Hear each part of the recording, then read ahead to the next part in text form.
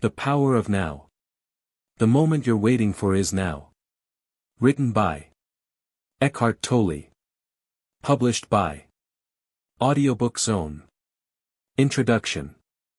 Imagine a world where all your worries, regrets, and anxieties simply melt away. What if the key to unlocking this peace wasn't hidden in the future or buried in the past, but right here, right now, in this very moment? This is the promise of the power of now, a journey into the heart of what it means to truly live.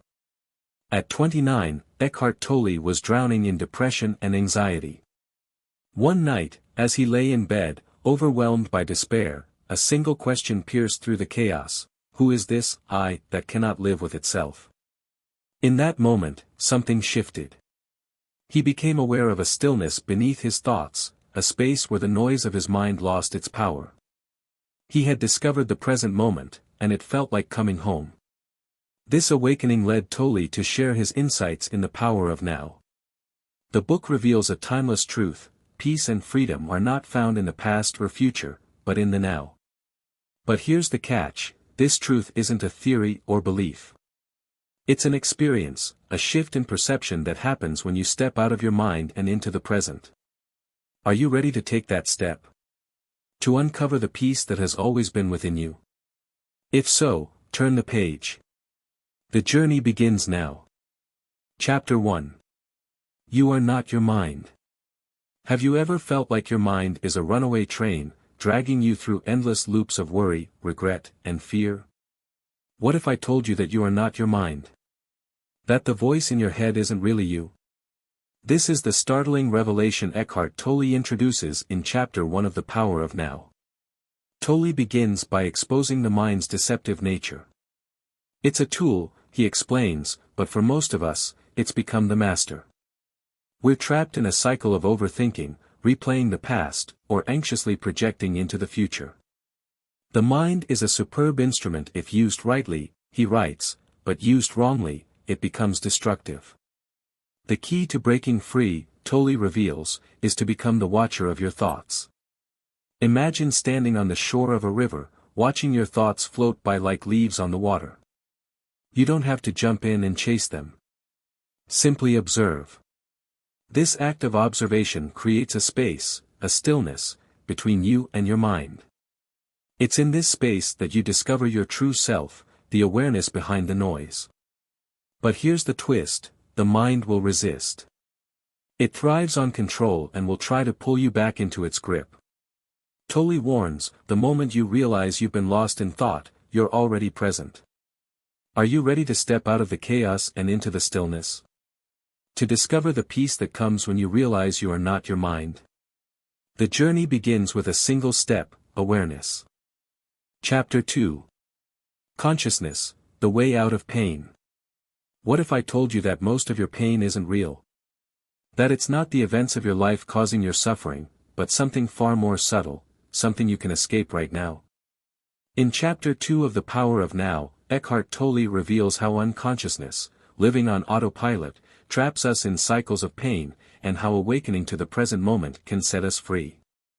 Tolle explains that much of our suffering comes from being lost in the mind, replaying past hurts or fearing future ones.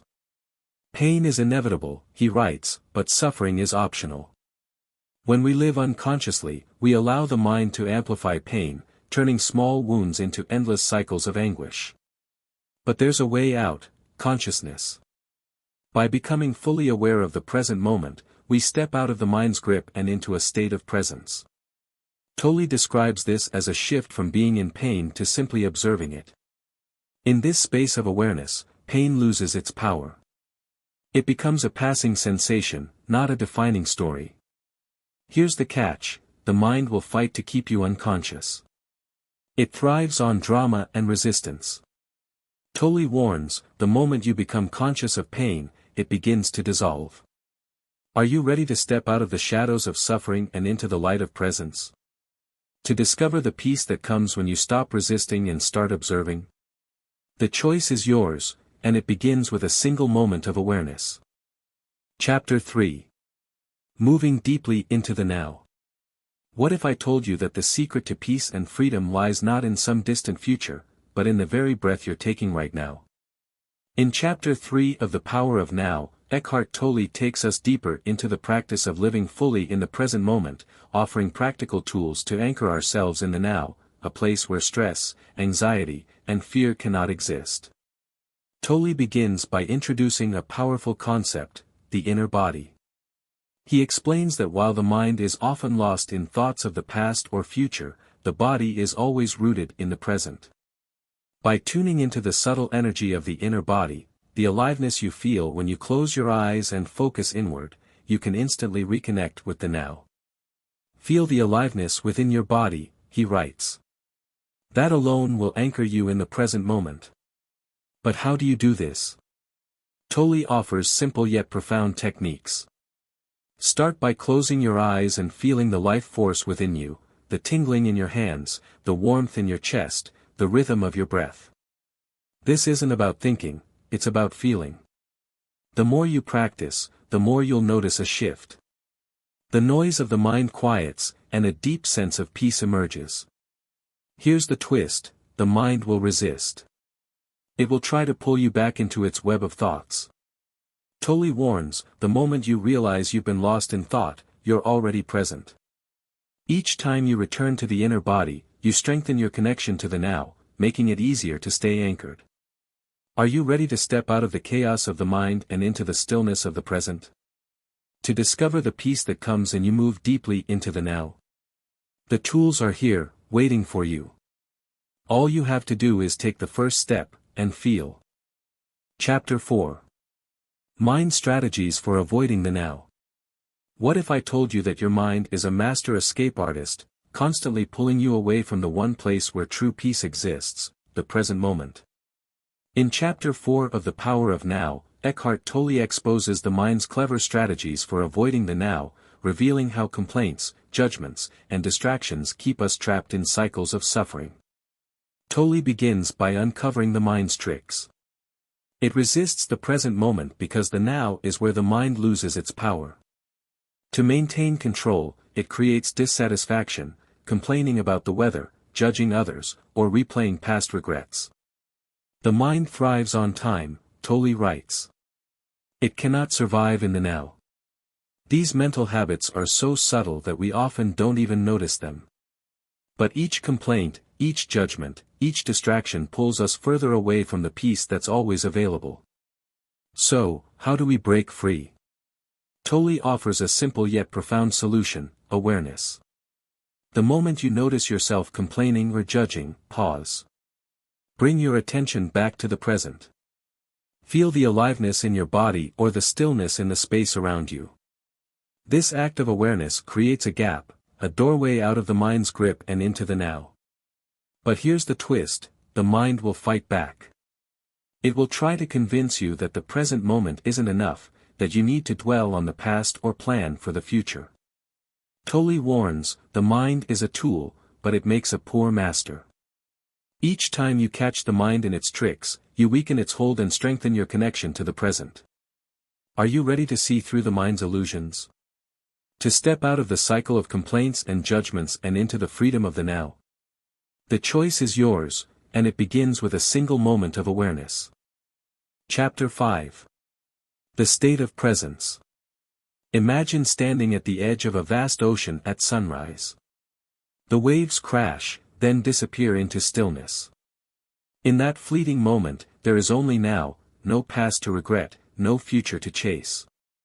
This is the state of presence, and according to Eckhart Tolle, it holds the key to inner peace and clarity. Most of us live trapped in time, either drowning in the weight of yesterday or racing toward an uncertain tomorrow. Tolle reveals that there are two types of time. Clock time, the practical time we use for planning, working, and organizing life. Psychological time, the mind's obsession with the past and future, which fuels anxiety, regret, and fear. The more you are focused on time, past and future, the more you miss the now, Tolle warns. But what if true peace is only possible in the present? He explains that our suffering is self-created because we resist the present moment. When we think, "I'll be happy when I achieve this or that," we unknowingly postpone happiness, making it a destination rather than a state of being. But when we fully surrender to now, a profound transformation happens. The mind quiets, and a deeper intelligence emerges, a presence beyond thought, beyond worry, beyond time itself. As you listen to this, ask yourself, are you truly here, in this moment, or is your mind elsewhere? Because in the end, as Tolle puts it, nothing ever happened in the past, it happened in the now. The question is, will you wake up to it? Chapter 6. The Inner Body. Close your eyes for a moment. Take a deep breath. Now, shift your attention inward. Can you feel the energy within you? Not your thoughts, not your emotions, but the silent aliveness beneath it all. If you can, you've just touched what Eckhart Tolle calls the inner body, a gateway to the now. Most of us live in our minds, lost in thoughts of the past or future. We rarely notice the quiet life force flowing through us in every moment. But Tolle reveals a simple truth: your body is always in the present. Unlike the restless mind, it doesn't dwell on yesterday or worry about tomorrow. And by anchoring your awareness in your body, you step out of time and into the stillness of the present moment. The more consciousness you direct into the body, the higher its vibrational frequency becomes, Tolle explains. This isn't just about relaxation, it's about awakening. When you deeply connect with your inner body, you realize you are more than your mind, more than your name, your story, your worries. You are presence itself. But here's the challenge: can you stay aware of your inner body while going about your day? Can you feel the subtle energy in your hands, your chest, your entire being, even in the middle of noise and chaos? If you can, you will discover a sense of stillness that nothing in the outside world can shake. So ask yourself now, are you in your body, or are you lost in your mind? Because the deeper you go within, the closer you come to true peace. Chapter 7. Portals into the Unmanifested. The Power of Now. Have you ever stood beneath a star-filled sky and felt something greater than yourself, a vastness beyond words? Have you ever sat in deep silence and sensed a presence more real than anything physical? If so, you have unknowingly touched the unmanifested, the invisible source of all existence. In this chapter, Eckhart Tolle introduces us to this mysterious realm, one that exists beyond form, beyond thought, beyond time itself. The unmanifested is not something you can see or hold, yet it is the very foundation of reality. Everything that exists in the physical world, our bodies, objects, nature, has emerged from it, just like waves rising from the ocean. But the waves are not separate from the ocean, they are the ocean. Similarly, we are not separate from the unmanifested, we are it, but we have forgotten. How do we access the unmanifested? Tolle reveals that there are portals, hidden doorways into the infinite. These portals are not found in distant places, they are here, always present. We simply fail to notice them. Silence, real silence, is more than the absence of noise, Tolle explains. It is alive, full of presence. Between every sound, between every word, there is silence. If you listen closely, you will begin to hear the eternal stillness beneath all things. Space, look at the empty space around you. It seems like nothing, but it holds everything. Without space, nothing could exist. Space is the doorway to the unmanifested, because it is already formless, limitless, infinite. Awareness, the most powerful portal, is awareness itself. When you focus deeply on your inner body, your breath, or even the pause between thoughts, you enter a state of pure presence, where the mind stops, and only being remains. Why does this matter? Most people live entirely on the surface, trapped in the material world, chasing things, seeking fulfillment outside themselves. But the real peace, real joy, and real truth lie in the formless dimension. When you connect to the unmanifested, your fears lessen, your mind quiets, and a deep inner stillness takes over. No external situation can shake you anymore because you are no longer bound by form. Tolle describes this experience as coming home, a return to the infinite presence that has always been within you. The unmanifested is the source of all things, he writes, it is the dimension of pure being. So, can you hear the silence beneath the noise? Can you feel the space between things? If you can, then you are already standing at the doorway of the unmanifested. The question is, will you step through? Chapter 8. Relationships as Spiritual Practice. What if the very thing that brings you the most joy, love, connection, relationships, is also the thing that triggers your deepest pain? Have you ever wondered why the same people who once made you feel whole can later make you feel empty, frustrated, or even broken? In this chapter, Eckhart Tolle reveals a profound truth: relationships are not just about love or companionship, they are powerful mirrors that reveal your own unconscious mind. Every frustration, every fight, every disappointment is an opportunity to awaken. But only if you are willing to see it. Most relationships are built on ego-based interactions. We seek someone to complete us, to give us what we feel we lack. But this creates dependency, not love. If your relationship is based on ego, Tolle warns, it will eventually turn into pain. Why? Because the ego thrives on conflict.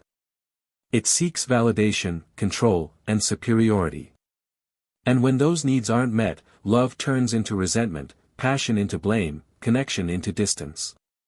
But there is another way: presence. Tolle teaches that true love can only exist in the now.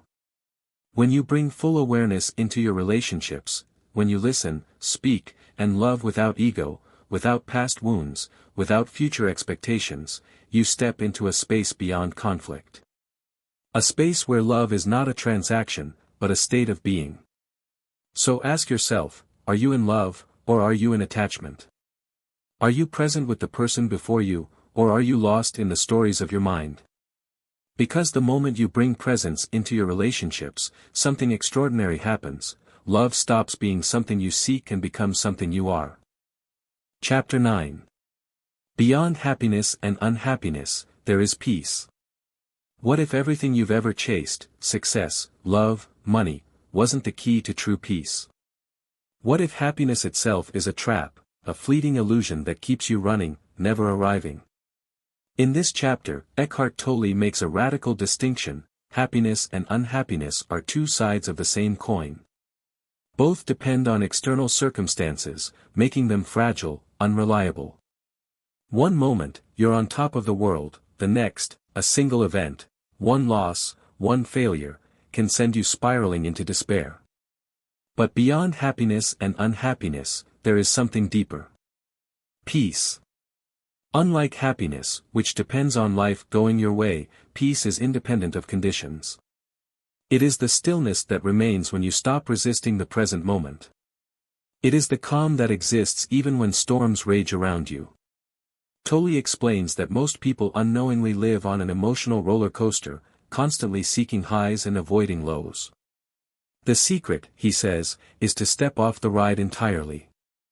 Instead of asking, "How can I be happy?" the real question is, "Can I be at peace with what is?" This doesn't mean suppressing emotions or becoming indifferent. It means surrendering to the now, not as resignation, but as deep, conscious acceptance. And when you do, something extraordinary happens: you discover an inner stillness that no external event can shake. So, are you chasing happiness, only to fall into unhappiness? Or are you ready to step beyond both, to a place where peace is no longer something you seek, but something you are? Because once you stop looking for happiness in the outside world, you will find something far greater waiting within you. Chapter 10. The meaning of surrender. Imagine you are caught in a powerful ocean current. The more you struggle, the more exhausted you become. You fight against the waves, desperate for control, until finally, you let go. And something unexpected happens. Instead of drowning, you float. Instead of resisting, you move with the water, not against it. This is the essence of surrender, as Eckhart Tolle explains in this chapter. But surrender is not weakness.